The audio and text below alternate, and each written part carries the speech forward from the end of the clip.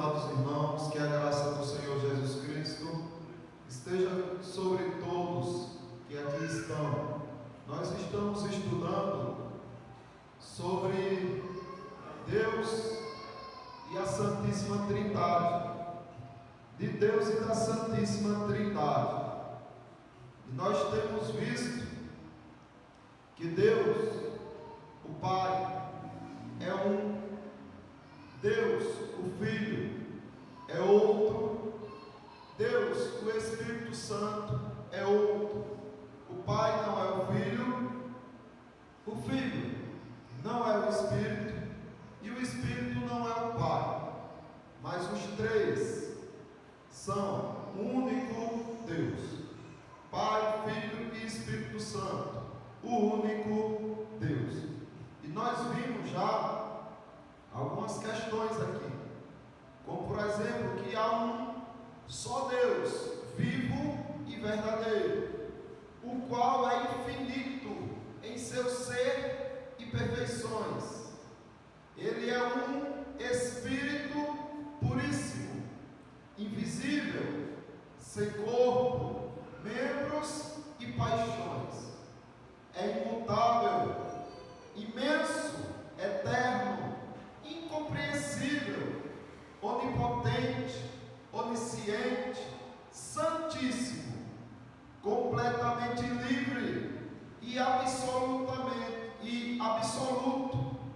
fazendo tudo para a sua própria glória e segundo o conselho de sua própria vontade, que é reta e imutável.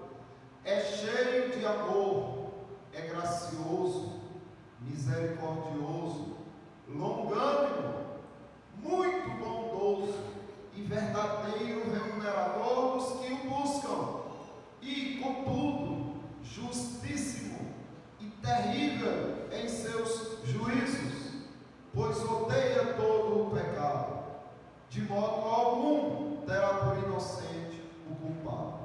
Hoje nós vamos ver a imutabilidade de Deus. Nós vamos ver que Deus é imutável e veremos também o quanto isso impacta na nossa vida com Ele. Quando nós descobrimos, conhecemos, aprendemos sobre a imutabilidade de Deus, nós somos impactados. Então é muito importante nós estudarmos os atributos de Deus. E aí você observa, em Deus não há possibilidade de mudança. É impossível que Deus mude. Deus, Ele é sempre o mesmo, sem a mínima variação de mudança. Você vê isso na Bíblia Sagrada, no livro de Tiago, a Epístola, capítulo 1, versículo 17. Toda dádiva que é boa e perfeita vem do alto, do Pai que criou as luzes do céu. Nele não há variação, nem sombra de mudança. Observe quem é Deus. Não há variação, nem a mínima possibilidade de mudança, nem aquela sombrinha de mudança. Esse é o nosso Deus, em quem nós devemos confiar e nos apoiar. Jesus e o Pai são iguais.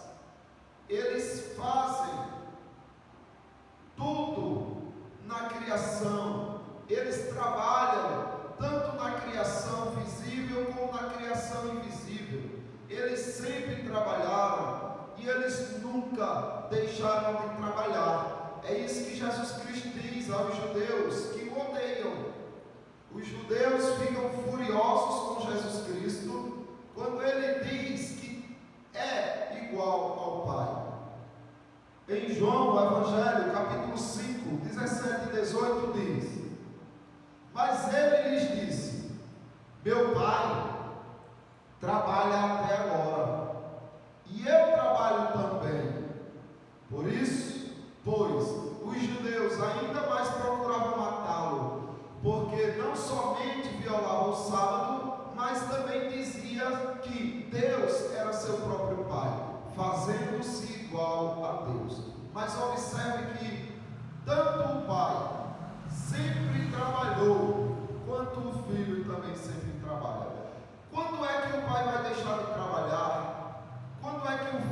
vai deixar de trabalhar. O Espírito Santo nunca. Porque se Deus deixar de trabalhar um dia, uma vezinha sequer, um momentinho sequer, tudo deixa de existir, tudo é destruído, porque Ele trabalha sustentando todas as coisas. E aí você observa, Jesus Cristo, Ele fez algo com os discípulos, e depois Ele faz outra coisa totalmente inversa. E eu quero trazer essa reflexão, para provocar os irmãos ao pensamento. Jesus Cristo aqui, nesse texto que eu vou mostrar a vocês, Ele mudou. Por quê? Aqui Ele diz no Evangelho segundo Lucas, capítulo 10, 3 e 4: Ide, eis que vos envio como cordeiros para o meio de lobos. Não leveis bolsa, nem alforje,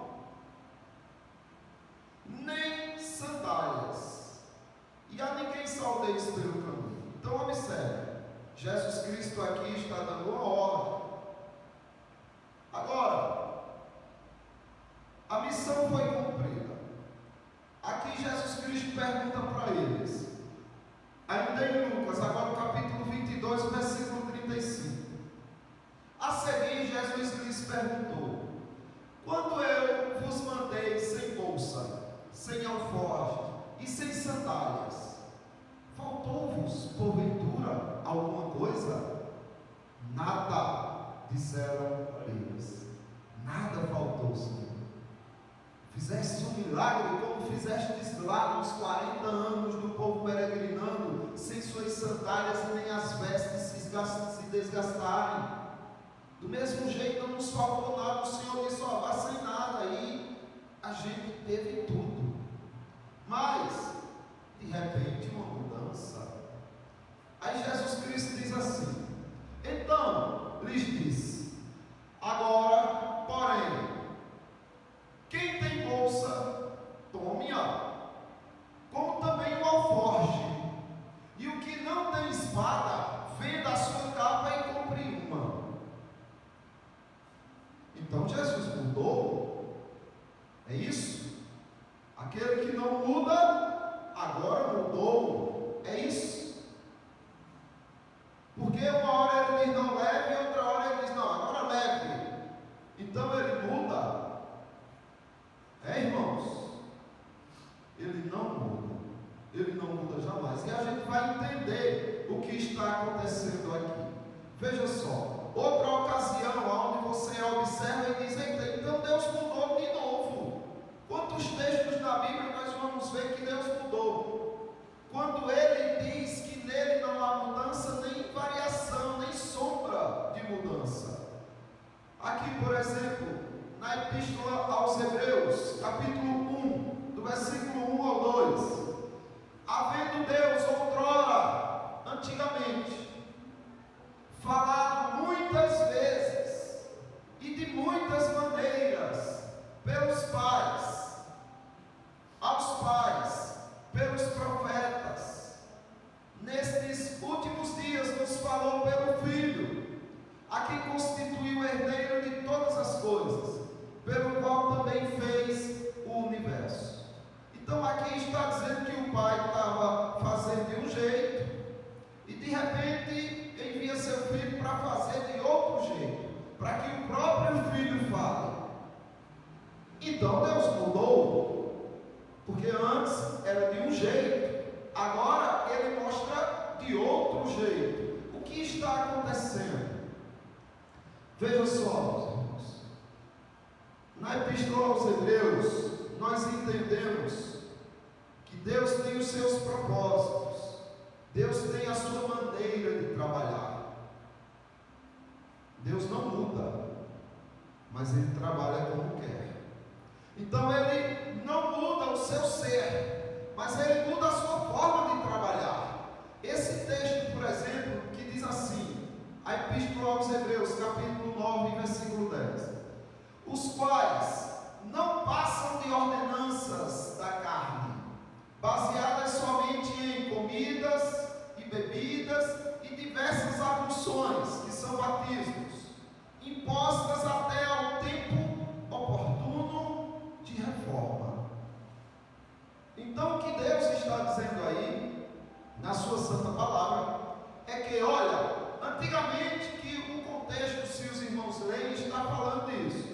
sacrifício de cardeiros, de touros, de ovelhas, do sacerdócio, que o sacerdote tinha que apresentar a Deus, purificar o povo, fazendo os sacrifícios, dos batismos. Ele vem falando de muitas coisas que era ordenado lá na Velha Aliança, no Velho Testamento. Aí o escritor aos Hebreus está dizendo: olha, isso daí tinha um tempo determinado, o tempo oportuno da reforma. Então Deus começou a trabalhar, a agir diferente. Isso muda a pessoa, porque Deus trabalha de uma maneira hoje e amanhã Ele faz de forma diferente. Isso significa que Ele mudou? Não, Ele é o mesmo. Não é porque hoje você está trabalhando, consertando cadeira, que você é uma pessoa, e amanhã você vai consertar ventilador, que você passou a ser outra pessoa. Você continua sendo a mesma pessoa. Assim é o nosso Deus. Ele trabalha como quer, e nós precisamos entender isso. Ele é o mesmo. Lá no Velho Testamento é o mesmo no Novo Testamento, e será o mesmo eternamente. Porque tem muita gente que diz assim: ah não, o Deus do Velho Testamento era o Deus da ira, o Deus do Novo Testamento é o Deus do amor. Que conversa é essa? O Deus do Velho Testamento era o Deus do amor e da ira, da justiça. E o Deus do Novo Testamento é o Deus da ira também e do amor. Afinal de contas, existe o inferno. E quem criou o inferno? E aí essas pessoas que acham que Deus é só amor, e por isso vivem como querem, sem compromisso, sem responsabilidade, no juízo eles conhecerão o Deus do Novo Testamento, que é o mesmo Deus do Velho Testamento. E esse Deus dirá: eu nunca vos conheci, apartem-se de mim, seus malditos, para o fogo eterno, que foi preparado para o diabo e seus anjos. É um Deus de justiça. Ele não vai compactuar com o pecado. E a única forma de você se livrar desse juízo é correndo para Cristo, é abraçando Cristo, é se escondendo em Cristo. Porque aí o Pai, quando vê o Filho te representando, não terá ira para você, mas amor para você. É o que você observa aqui, por exemplo, no Evangelho segundo João, capítulo 3, quando ele diz assim, o versículo, João capítulo 3, o versículo 36, por isso, quem crê no Filho tem a vida eterna, o que, todavia, se mantém rebelde contra o Filho, não verá a vida, mas sobre ele permanece a ira de Deus. Percebe? Nesse versículo aqui, pequeno e grandioso ao mesmo tempo, fala do amor e da ira de Deus. Do amor para com aqueles que creem em Jesus, que passam a ter a vida eterna, e da ira para com aqueles que são rebeldes contra o seu Filho. Esse é o mesmo Deus do passado, é o mesmo Deus do presente e será para sempre. Veja se não é isso que o escritor aos Hebreus diz. No capítulo 3, o versículo 8, Jesus Cristo, ontem, lá no Velho Testamento, hoje, no Novo Testamento, é o mesmo e o será para sempre. Percebem que esse mesmo atributo que o Pai tem de ser imutável é o mesmo atributo que o Filho tem de ser imutável. E aí, o que é que você ganha com isso? Em que isso muda a sua história? Em que isso muda a sua vida? Qual é o impacto que tem na sua vida o fato de você descobrir que Deus é imutável? Faz alguma diferença? Faz, meus irmãos. Faz diferença não só na sua vida, como na vida dos seus pequeninos, como na vida dos seus descendentes. Olha que coisa linda! Salmo 122, versículo 27 e 28. Tu, porém, és sempre o mesmo, e os teus anos jamais terão fim. Os filhos dos teus servos habitarão seguros, e diante de ti se estabelecerá a sua descendência. Sabe por que isso é garantido? Sabe por que isso daí é certo? Porque Ele não muda. Porque Ele é sempre o mesmo. Então Ele pode cumprir isso. Olha só a importância de saber disso. A tua salvação só depende de uma coisa. Não é dos teus esforços, não. Não é da tua capacidade intelectual, não. A tua salvação só depende da imutabilidade de Deus. Pois veja o que diz em Malaquias, capítulo 3, versículo 6. Porque eu, o Senhor, não mudo. Por isso vós, ó filhos de Jacó, não sois consumidos. Sabe por que você não é consumido no fogo do inferno? Porque eu, o Senhor, não mudo. Então a imutabilidade de Deus é a garantia de tua salvação. Porque se Ele mudasse, à medida que você falha para com Ele, à medida que você peca para com Ele, Ele mudasse para com você, não tinha mais jeito. Você estava perdido. Mas porque Ele não muda, você não será consumido. E aí você olha, o Pai é imutável, o Filho é imutável. Então o Pai e o Filho é Deus. Mas e o Espírito? Aí você observa também o Espírito. Na Epístola aos Hebreus, capítulo 9, versículo 14. Muito mais o sangue de Cristo, que pelo Espírito eterno a si mesmo se ofereceu sem mácula a Deus, purificará a nossa consciência de obras mortas, para servirmos ao Deus vivo. Veja o que está acontecendo aqui. Primeiro, você foi resgatado, foi salvo pelo sangue de Jesus Cristo,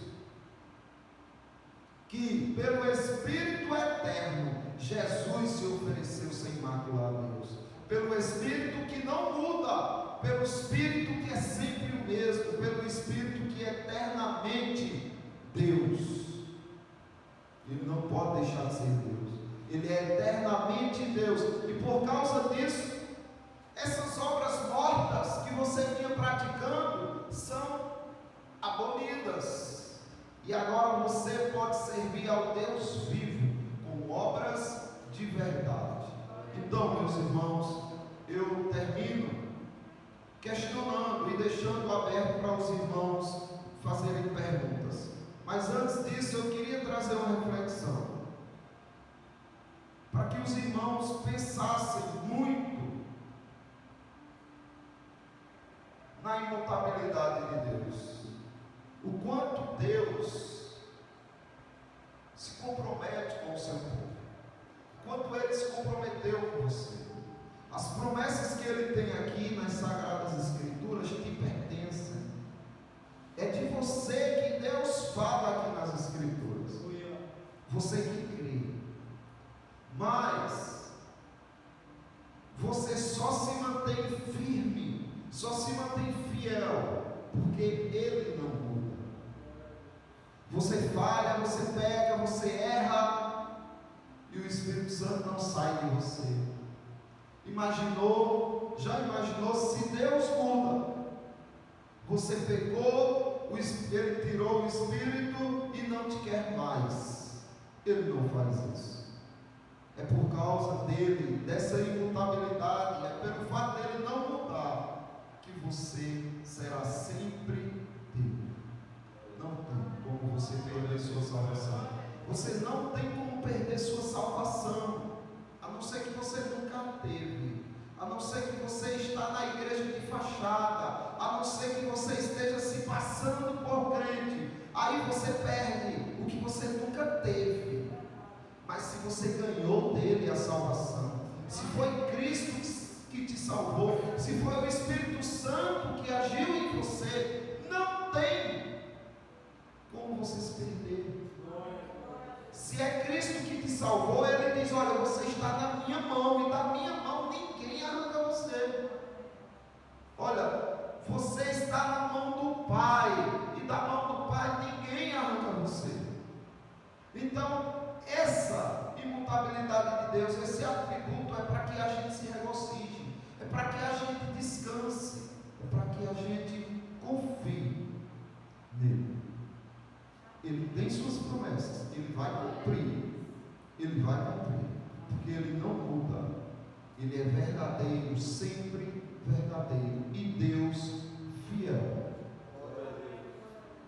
É importante que a gente medite e reflita em tudo isso, porque é por essas promessas que nós vivemos.